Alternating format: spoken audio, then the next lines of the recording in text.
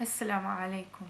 Why am I not being focused? Okay, I don't want to speak too loud. I feel like my neighbors are going to hear me. I have like 7 fundamental, well, to me they're such crucial principles to follow if you want to become a better Muslim. And I do hope they do better benefit you guys as well, inshallah. Again, I would like to mention that below is a link to my podcast episode with the revert reach. So if you guys are interested in listening, it will be in my description.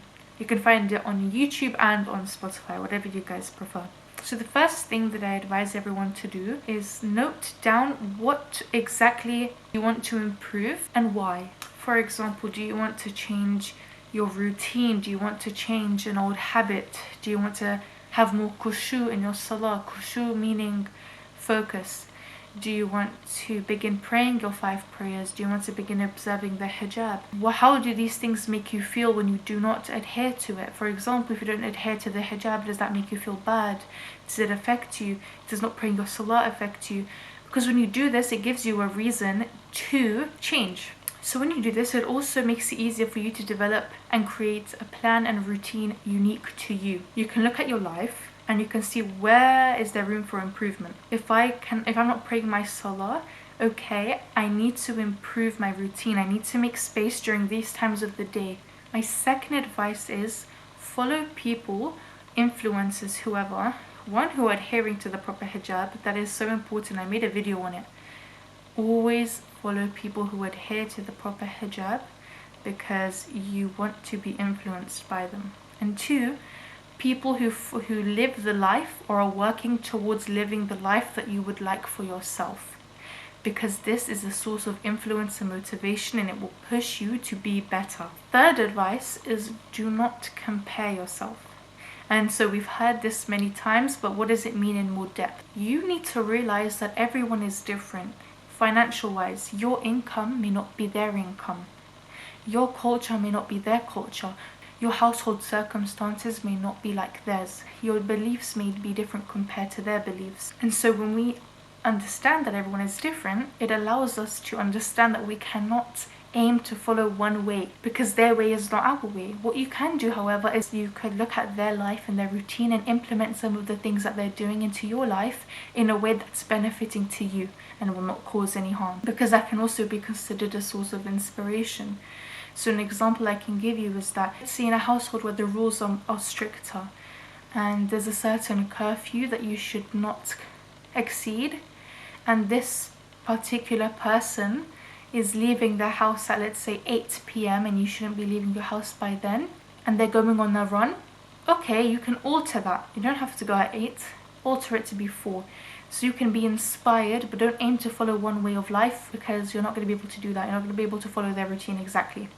Because I've seen a lot of people make the mistake where they get influenced, they want to follow this specific way of doing things because they've seen that this person has, and it will never work out because everyone is so different. My 4th advice is to watch content that teaches you, motivates you, and advises you. Sometimes we can be unclear about certain things, let's say about how to pray your salah. What's the sunnah when praying the salah? And sometimes you will not know this. A good step that you can add into your routine is maybe having an hour where you're studying in certain topics that you're unsure of. It's good to seek knowledge, and I will be making a separate video on this, and I am working on making the video because I've had so many requests. Alhamdulillah, I've had so many requests on how to seek knowledge, and the video will be out soon. Like, I'm still working on it only because I want to give beneficial advice. I don't want to say anything that's wrong. So when you do this, it does increase your knowledge, and seeking knowledge is such a fundamental principle in bettering you as a Muslim. Because how do you better yourself if you don't know how? And so that will just make it so much easier for you.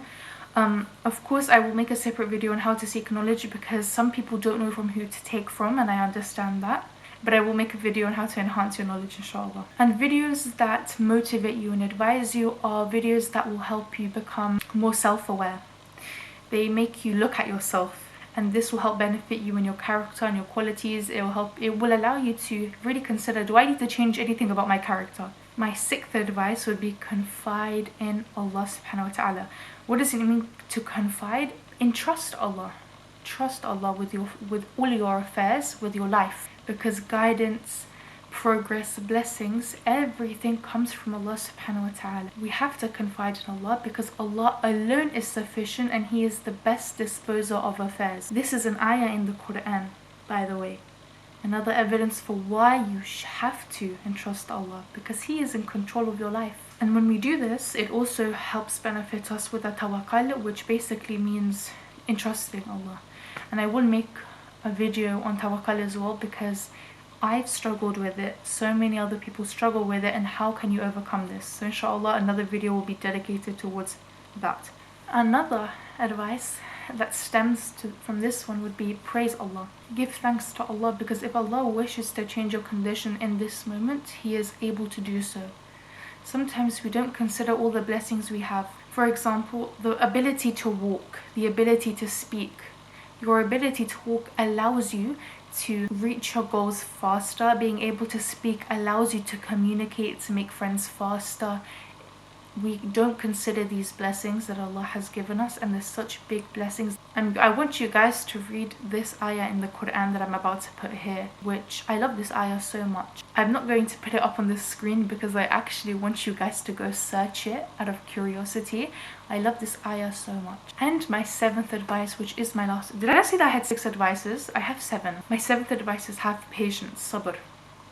Maybe I should dedicate a video on how to have sabr as well. Shift your mindset from wanting to see immediate changes to wanting consistency. Consistency will usually take a longer process, it will take longer, but this is because it is maintainable. Whereas quick changes, they're only temporary and they're not sustainable, they're not consistent.